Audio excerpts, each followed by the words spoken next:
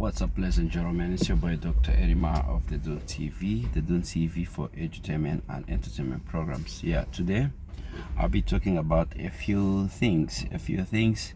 I'll be talking about habits that you need to replace.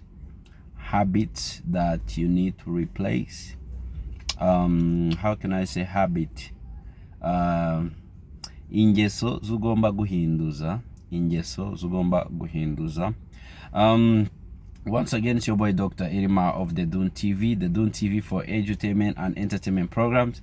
If this is your first time, please subscribe. Remember, the Dune TV, it's your own TV. So mvuzengo ingeso zugomba guhinduza, habits that you have to replace. Number one, Netflix marathons.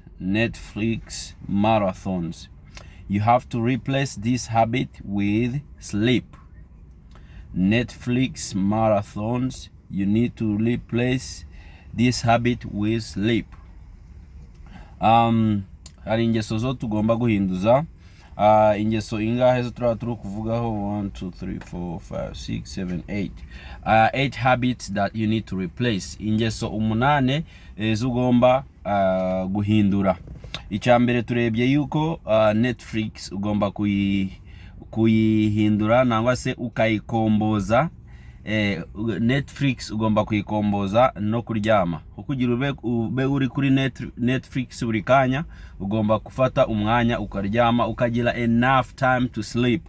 Habit number 2, fast food is another habit that you need to replace. Fast food, you need to replace it with homemade food.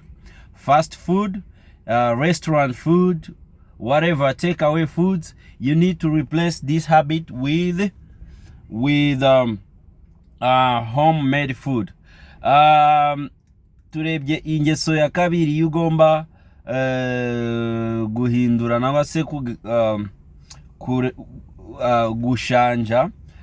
Ingeso ya kabiri turebye yuko ugomba guhindura ingeso yo kugura ibiryo hanze ukayihindura n'ingeso yo kuja uritekera ibiryo mu rugo. Habit number 3, toxic friends. Replace toxic friends with mentors. Toxic friends, replace toxic friends with mentors. Ingeso ya gatatu yugomba guhindura ni ingeso yo kuba ufite inshuti mbi. Inshuti mbi ugomba kuhindura ugashaka abantu bakwigisha nangwa se inshuti ziza zikugira inama, abajanama, umurezi. Inshuti mbi ugomba kuyihinduza n'umurezi.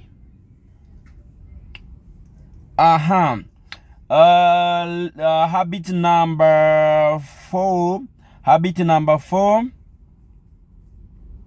Yes, habit number 4, TV.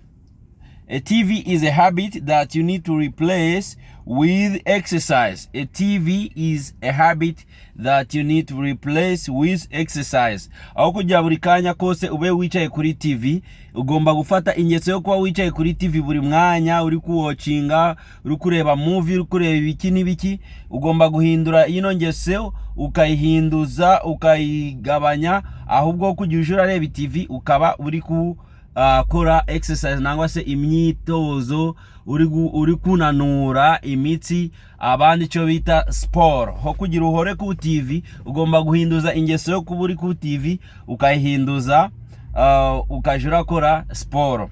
Habit number 5 is complaining. Iyi ni ingeso ya gatanu no kwicara winubwa, kwicara uri complaining buri kanya umwanya gose, kwicara mbesi winuba, kwicara udashima buri kanya kose. Ugomba guhindura ino ngeso yo kwinangira buri kanya. Ingeso yo kwinangira ihindurwa n'ibyishimo. Ingeso yo kwinangira ihindurwa n'ibyishimo hamwe no kunyurwa.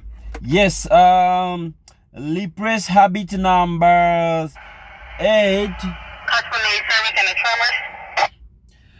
Replace Replace habit number 8 with number 6, sorry, overthinking. Iyi ni ingeso ugomba guhinduza.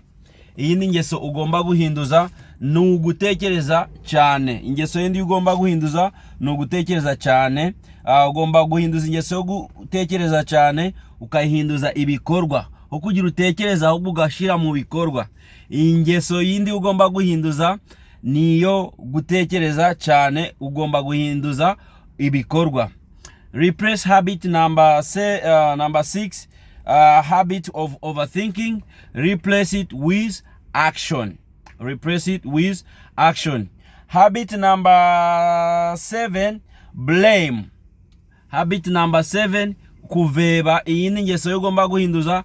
Kuveba nangwa se agana se blame. Kuveba nangwa se kujoga. Kuveba ugomba guhinduza iyi ngeso no responsibility nangwa se kumva yo ibintu bigushinzwe, uburenganzira bwo gukora ibintu. So replace blame with responsibility. Dedun TV, Dr. Erimao for edutainment and entertainment programs. I sign out. Don't forget to subscribe. It's 7 habits that you need to change. I love you so much. Sign out. Ciao, ciao, guys.